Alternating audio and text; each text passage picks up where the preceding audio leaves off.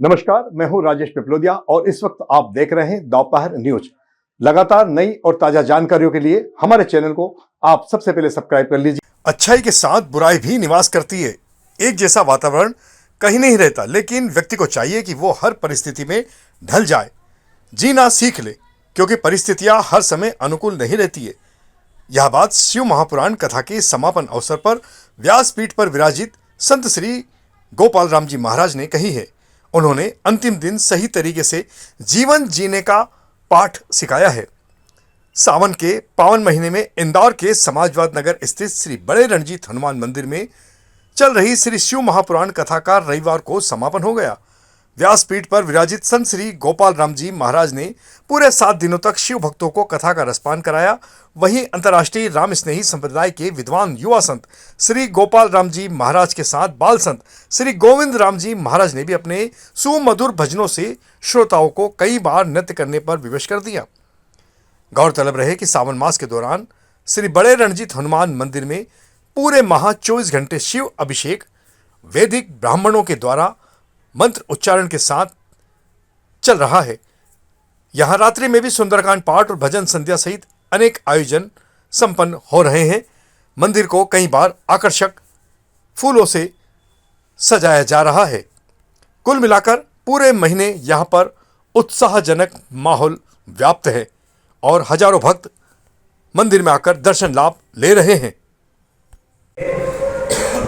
एक बात है, जहाँ सज्जन होंगे वहाँ दुर्जन भी आ ही जाएंगे। जहाँ पर अच्छे लोग होंगे वहाँ पूरे लोग भी होंगे।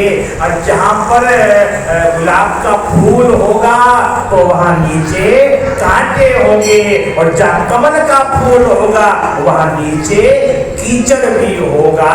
जहाँ अच्छाई होगी वहाँ बुराई भी होगी। तो जीवन है तो अच्छाइयों और बुराइयों में संग संग चलेगा। कभी दिन है, कभी रात है, कभी सुख है, कभी दुख है, कभी हानि है, कभी लाभ है।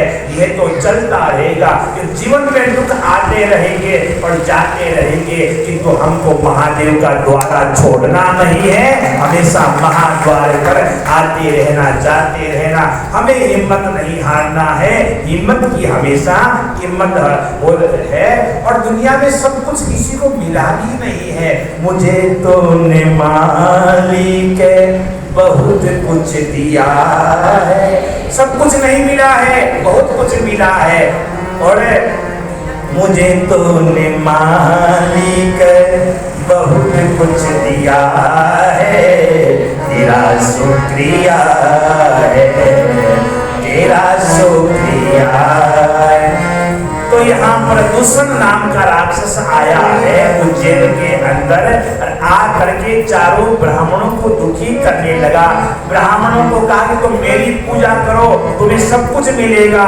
तो कहा ब्राह्मणों ने कहा कि हमारा यदि इस गर्दन भी कट जावे तो भी हम सनातन धर्म को छोड़ करके औरों की पूजा कदापि भी नहीं करेंगे। अपना धर्म को छोड़ के अन्य धर्म में हम कभी नहीं जाने वाले होंगे। दूसरे ने कहा कि तुम मारे जाओगे, जब मरना कबूल है, हमारा धर्म कभी छोड़ना हमको कबूल नहीं है। तो इसीलिए दूसरा राक्षस आया, सेना लेकर के उज्जैन को चारों की ओर से घेर लिया। और सबने कहा कि क्या क्या किया।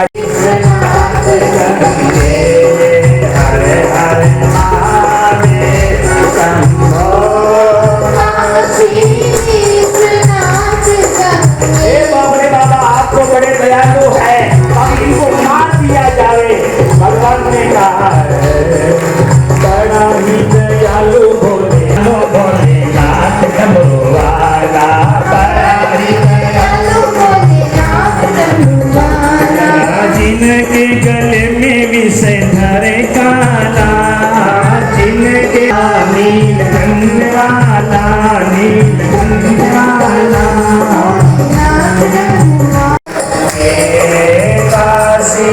विश्वनाथ गंगे, काशी अमरनाथ गंगे,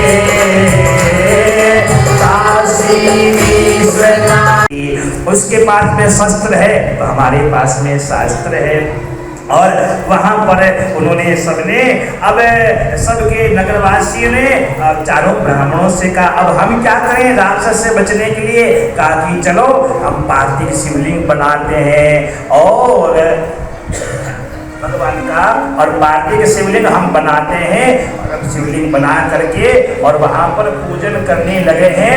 और जैसे पूजन करने लगे हैं और हर हर महादेव शंभो काशी विश्वनाथ गंगे हरे हर महादेव शंभो काशी विश्वनाथ गंगे। सब भगवान काशी विश्वनाथ को याद करने लगे हैं।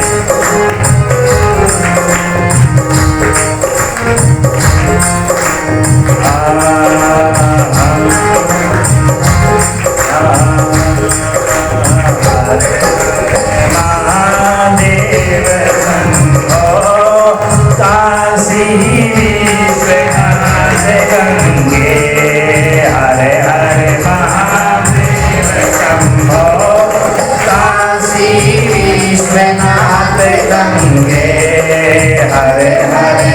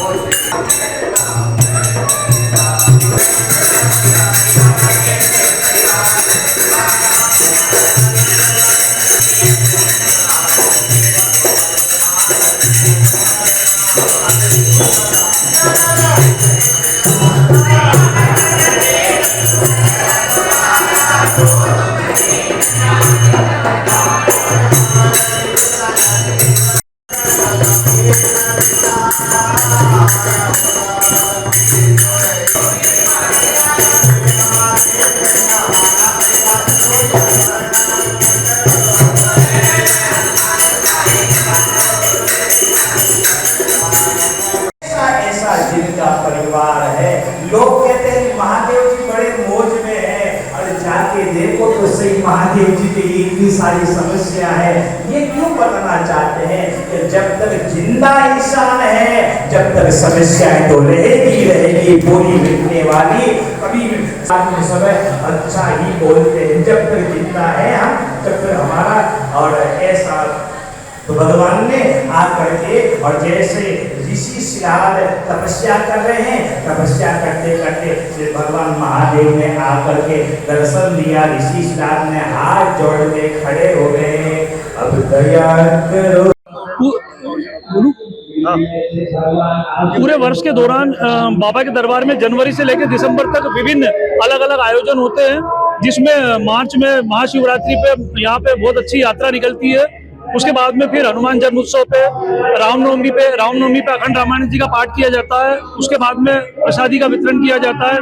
फिर हनुमान जन्मोत्सव पे यहाँ पे 10,000 लोगों का भंडारा किया जाता है और 12 महीने यहाँ पे शनिवार और मंगलवार को सुंदरकांड के पाठ का आयोजन किया जाता है। उसके बाद में मई में प्राण प्रतिष्ठा का जो कार्यक्रम है वो कार्यक्रम किया जाता है। फिर उसके बाद सावन में यहाँ पे अधिकतर शिव महापुराण और उस टाइप के कोई भी आयोजन किए जाते हैं। अब इसके बाद में नवरात्रि में यहाँ पे नव दुर्गा की स्थापना की जाएगी और गणेश उत्सव में गणेश जी की स्थापना करके 10 दिन गणेश जी के कार्यक्रम आयोजित किए जाएंगे।